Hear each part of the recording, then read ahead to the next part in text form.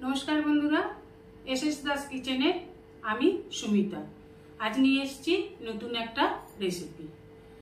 आजकेर रेसिपि औषधि और पुष्टि गुणे भरपुर हेलेंचा शाक बेगुन दिए भाजा।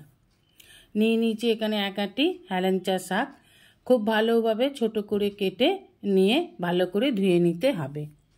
নিয়ে নিয়েছি দুটো বেগুন, বেগুনটাকেও ছোট ছোট করে কেটে নেব। হেলেঞ্চা শাক খাওয়া খুব ভালো আমাদের শরীরের পক্ষে। হেলেঞ্চা শাক খুবই পুষ্টিকর একটা খাদ্য। ওভেনে কড়া বসিয়ে দিয়ে দেবো সাদা তেল। তেলটা গরম হয়ে গেলে দিয়ে দেবো ছোট করে কাটা বেগুনগুলোকে। বেগুনগুলোকে একটু নেড়ে চেড়ে নিয়ে দিয়ে দেবো পরিমাণ মতন লবণ। লবণ দিলে বেগুনটা খুব তাড়াতাড়ি নরম হয়ে যাবে। দিয়ে দেবো 1 টিস্পুন হলুদ গুঁড়ো। এবার খুব ভালোভাবে নেড়ে চেড়ে বেগুনটাকে ভেজে নেব। এখানে বলে রাখি বন্ধুরা, যেসব বন্ধুরা আমার চ্যানেলটিকে সাবস্ক্রাইব করে আমার পরিবারের সদস্য হয়েছেন তাদের অসংখ্য ধন্যবাদ।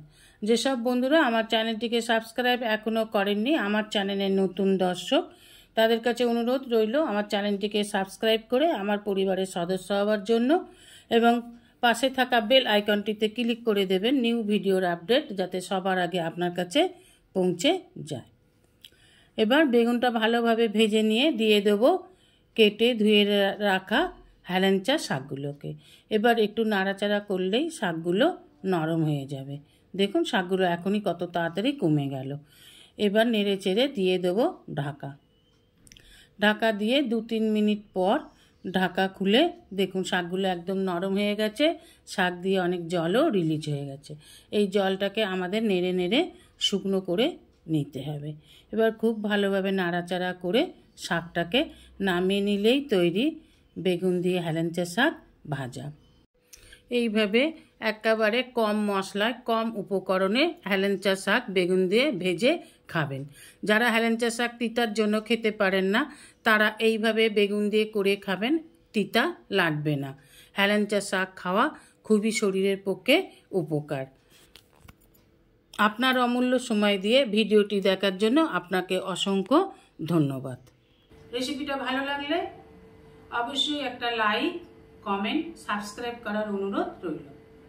পাশে থাকা বেল আইকনটিতে ক্লিক করে দেবেন নিউ ভিডিওর আপডেট যাতে সবার আগে আপনার কাছেই পৌঁছে যায়। নমস্কার, আজ এই পর্যন্তই। আবার দেখা হবে নতুন একটা রেসিপির সাথে নতুন একটা দিনে। ভালো থাকবেন, সুস্থ থাকবেন, সঙ্গে থাকবেন। নমস্কার।